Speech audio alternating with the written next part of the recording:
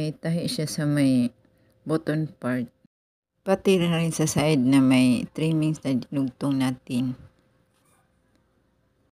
At dapat tingnan natin sa part na to, sa trimmings na dapat nakapailalim siya.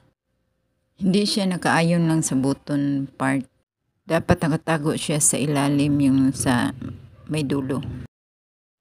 Pagkatapos natin yun may symbol, sukatan natin yung neck hole bago natin siya gawan ng pang. Ang lalim ng curve sa collar ay 1 inch. Ganon din ang lalim dun sa may fold na part ng collar. Kung naka-opposite side siya, magiging 2 inches yung bawas sa curve pataas. At magiging pantay na siya kung ma-curve. 1 3/4 yung base ng collar at 2 1/4 yung fold. At magkasik